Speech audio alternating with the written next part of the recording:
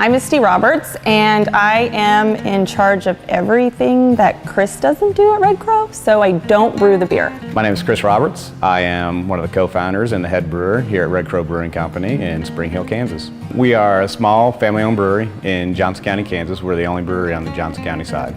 So we are, I guess the best way to describe it is a traditional craft beer brewery. We started doing it as a business when Chris really decided that he didn't want to continue the job he was currently in. So to make the decision to start your own brewery was not an easy one, but at the same time, you only get one chance in this life to do what you want to do. And when we sat down and thought about it, at the end of the day, we thought, you know, brewing beer every day can't be a bad thing to do. We are very small still.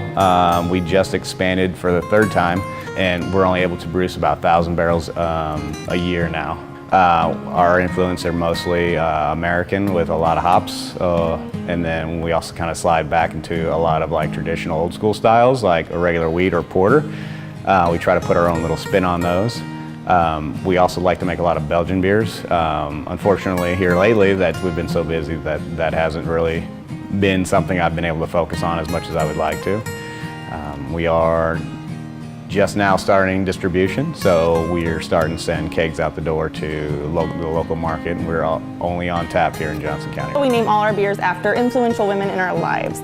So we have our 5 core beers, which is Isabel, our Belgian blonde, Donna, our American wheat, Frances, our pale ale, Elaine, our rye porter, and Louise, our IPA.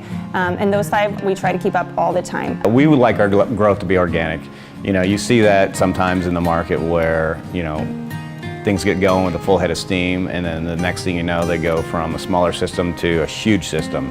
And then you go from the point of making beer to satisfy your demand to making beer to satisfy your banker. And we want to make sure everyone's happy, but in the same sense, we don't want to overstretch ourselves. I would like to see us down the road be able to expand and get our beer out there farther, and then that way people want to come out here and kind of meet us and, you know, see what we're all about.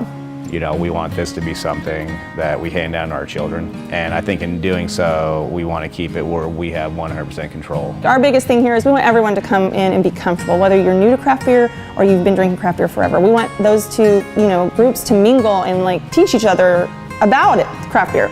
So we do get a lot of new to craft beer drinkers out here, which I love because they'll sit down and they'll try, you know, all the beers and they'll surprise themselves as to what they really like. We, right now, are pretty laid back and simple with our stuff, you know, but a lot of what we do is we brew to our customer base, which is here, you know, in South Johnson County.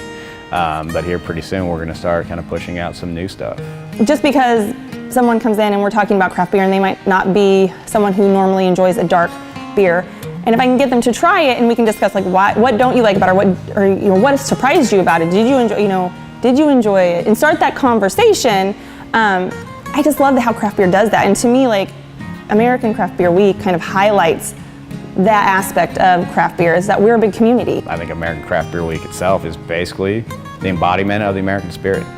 That, you know, with enough hard work and determination, you know, and a proper skill set, you know, you can go from, you know, here to here, you know, in your own time and space.